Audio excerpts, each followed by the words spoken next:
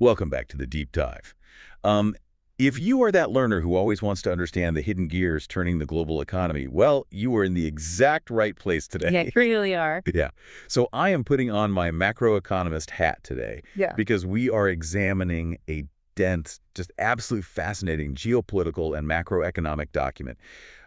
It projects the events of early 2026.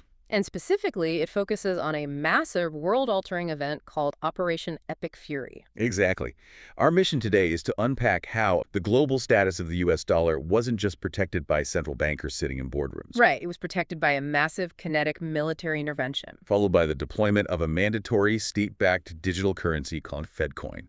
I mean, our job is just to open up the hood on this source material, lay out the facts, and help you understand the projections exactly as they are written so you can analyze them for yourself. We are strictly impartial guides today. Exactly. Okay, let's unpack this. Let's start with the baseline macroeconomic reality we are working with here. For 80 years, the U.S. dollar held what economists call an exorbitant privilege Right, and for the listener, that privilege essentially gave Washington the superpower to run persistent financial deficits. because they could maintain structurally lower borrowing costs than any other nation on Earth. Simply because everyone else needed dollars to trade. Precisely. Heading into late 2025, the dollar was still the undisputed king.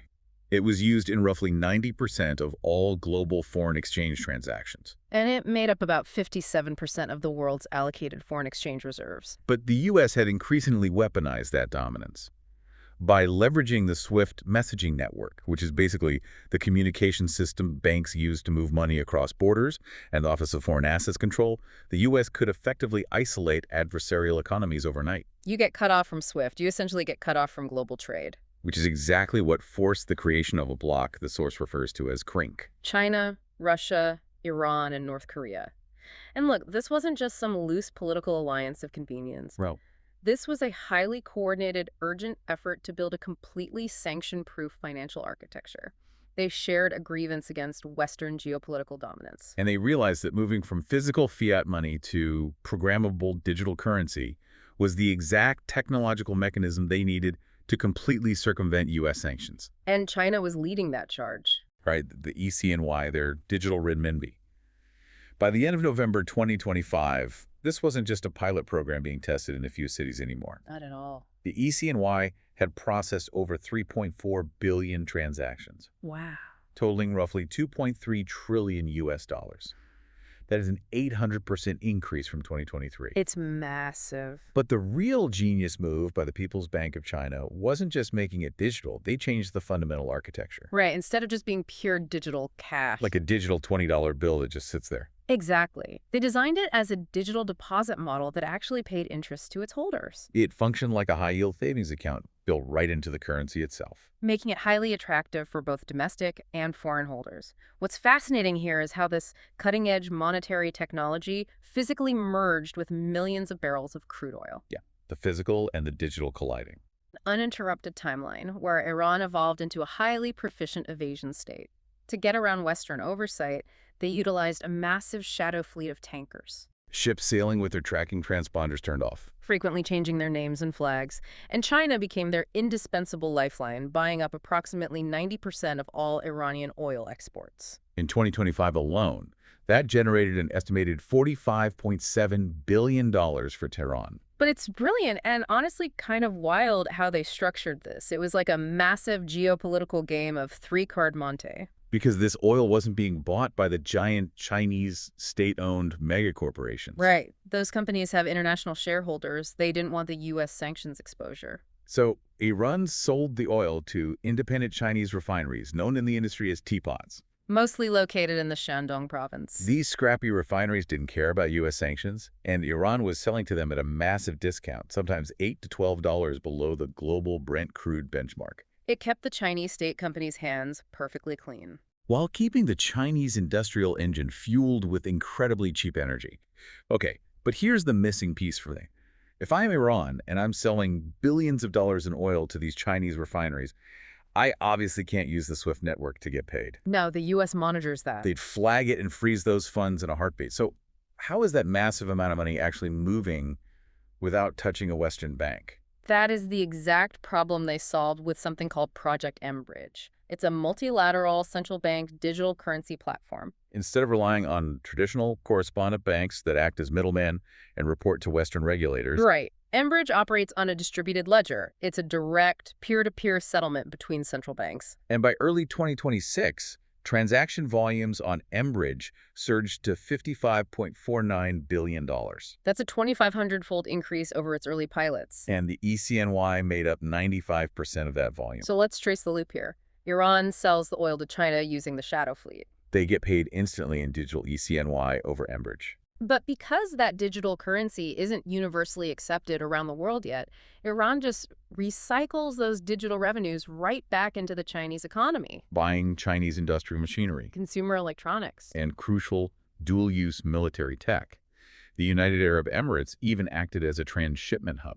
Absorbing over $4.41 billion in 2025 just to blend the physical oil and mask its true origins. It was a mathematically perfect, sanction-proof, closed-loop ecosystem. It was a perfect financial loop, yes. But to understand why this entire system eventually blew up, we have to look at the military timeline.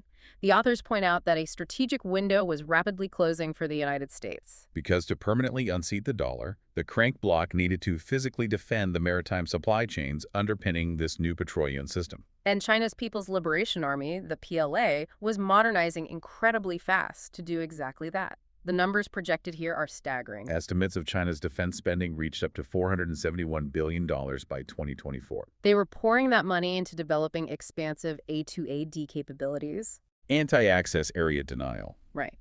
For the listener, think of A2AD as a massive, high-tech, invisible moat extending out into the ocean. It's a dense web of anti-ship ballistic missiles, advanced radar, and submarines. Designed to make it financially and militarily ruinous for U.S. aircraft carriers to even get close to the Chinese coast or the key shipping lanes. Projections indicated that by the 2030s, China would achieve regional military parity with the United States. Exactly. Wait, if the PLA is spending $500 billion a year just to build this invisible moat, why couldn't the U.S. just wait them out, let them spend themselves into the ground? Because of the internal dynamics of the CRINC alliance, it wasn't as unified as it looked. The source notes the alliance was not reciprocal in practice, Russia was hesitating to designate Iran as a top-tier partner. severely delaying the delivery of Su-35 fighter jets that Iran had already paid for. China was happy to send dual-use drone components and missile propellants, but they actively avoided sending game-changing top-tier military hardware to Tehran. There was no mutual defense clause. Iran was basically out there on its own. So what does this all mean? Let's pause here and connect this military parity directly to your wallet. If the U.S. had simply waited until 2030, attacking that Iran-China energy node would have become prohibitively costly because of that Chinese invisible moat. And the macroeconomic nightmare of doing nothing. Saudi Arabia and the expanded BRICS nations would likely have seen the writing on the wall. Shifting a massive portion of their global commodities pricing entirely to the digital renminbi. And if you don't need dollars to buy baseline energy, foreign central banks systematically dump their U.S. Treasury holdings. Which strips away that exorbitant privilege we talked about at the beginning. Exactly. For the average person listening, foreign central banks dumping U.S. debt means U.S. sovereign borrowing costs skyrocket, Triggering severe federal spending cuts. Your mortgage rates, credit card interest, the cost of groceries, it all explodes into domestic hyperinflation. Washington's geopolitical leverage evaporates overnight. They lose superpower status. Which brings us to the implemented reality. Facing those catastrophic macroeconomic risks, the U.S. and Israel fundamentally altered their grand strategy. On February 28, 2026, they executed Operation Epic Fury. And the rationale for picking that specific date is fascinating. It wasn't just pulled out of a hat. Far from it, that strategic window was wide open because the Islamic Republic was incredibly vulnerable internally. Their economy was standing at the edge of a cliff, A major state-owned lender, Ayanda Bank, had completely collapsed. which triggered a severe liquidity crisis. Imagine waking up and your bank is just gone. To cover the shortfall, the regime started mass printing money, driving inflation towards 60%. 5 other major banks were at imminent risk of dissolution. The regime couldn't even guarantee salaries for its own internal security forces. So sensing that weakness, the U.S. and Israel struck. And the scale of this kinetic decapitation is honestly hard to wrap your head around. It was an unprecedented, ongoing aerial bombardment, targeting over 1,000 discrete locations simultaneously. The U.S. Air Force deployed stealth B-2 Spirit bombers. dropping GBU-57 massive ordnance penetrators. These are 30,000-pound bunker busters dropping on the deeply buried nuclear facilities at Fordo and Natanz. You had F-22 Raptors securing the airspace, and carrier strike groups out in the ocean launching ATACMS tactical missiles. The stated goals were absolute: prevent Iran from ever acquiring a nuclear weapon, annihilate its naval capacity, and instigate regime collapse from within. Total systemic destruction. Here's where it gets really interesting. The analysis highlights a fascinating technological irony in the opening salvos of this operation. CNTCOM didn't just use massive bombs. Right. They deployed a swarm of these $35,000 autonomous drones called OCS, and they were actually reverse engineered from captured Iranian Shahed 136 designs. An Arizona-based contractor swapped in highly efficient DA-215 engines and installed a music mesh network. And that mesh network is critical. It allows the drones to talk to each other in real time without a human pilot. They act like a localized hive mind. The U.S. literally used a better version of Iran's own weapon design to swarm, saturate, and completely blind Iranian air defenses. Clearing the sky for the heavier U.S. bombers to come in, that technical superiority enabled the most profound systemic shock of the entire operation. A highly complex precision strike in Tehran resulted in the death of Iran's supreme leader, Ayatollah Ali Khamenei. The coalition's goal was to fracture the IRGC's command structure, hoping the state would crumble. However, instead of immediately capitulating, the regime activated Article 111 of its constitution. They formed an interim leadership council Appointed Ahmad Vahidi, a hardliner, to lead the IRGC. and pushed the entire nation into a desperate existential war of survival. And that survival response is what triggered absolute chaos in the global energy markets.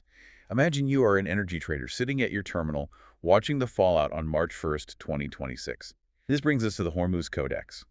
With their export capacity systematically destroyed by the U.S. strikes, the IRGC realized they had nothing left to lose. They resorted to a scorched earth interdiction strategy. They launched an asymmetric response by striking a Palo-flagged chemical tanker named the Skylight near the coast of Oman. Using a Shahed 238 turbojet drone, this raises an important question. Why strike that specific ship? Right, out of all the ships in the Gulf. Exactly. The forensic analysis revealed the Skylight was actually part of Iran's own shadow fleet, designated by OFAC just days prior. They intentionally blew up their own infrastructure. It's profound economic signaling. By kinetically attacking its own clandestine logistical network, Tehran was showing the world that it would transcend all economic logic. They were enforcing a total interdiction zone in the Strait of Hormuz. The economic impact was immediate. An 86% volume plunge in Strait of Hormuz transits. Over 450 commercial ships were delayed or drifting. Brent crude spiked to nearly $80 a barrel. And insurance risk premiums surged by 50 to 100%. Which brings us to the ultimate paradigm shift of this whole scenario. How did this military action tie directly back to saving the U.S. dollar? Before this 2026 intervention, the U.S. relied on private stablecoins, like Tether, as a Eurodollar 2.0. And there was heavy domestic debate around central bank digital currencies due to privacy concerns, like the Genius Act of 2025. Right. But post-Epic Fury, the U.S. mandated a state-backed FedCoin wholesale settlement rail.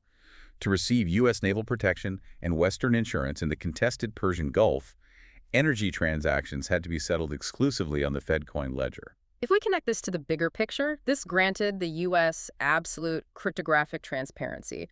Unlike the opaque SWIFT system, algorithms could instantly identify and freeze funds to sanctioned entities, Entirely neutralizing the shadow fleet evasion tactic overnight. under threat of a 25% blanket tariff. China backed down to save its access to the U.S. consumer market. Russia lost its vital Shahed drone pipeline. And Iran's economy faced terminal collapse, risking fragmentation into IRG-Sistan. The diplomatic theory of mutual assured economic disruption, the idea that the U.S. and China are too economically intertwined to fight, was proven to have distinct violent limits. Absolutely. So bringing it all together, the core revelation from this deep dive is profound.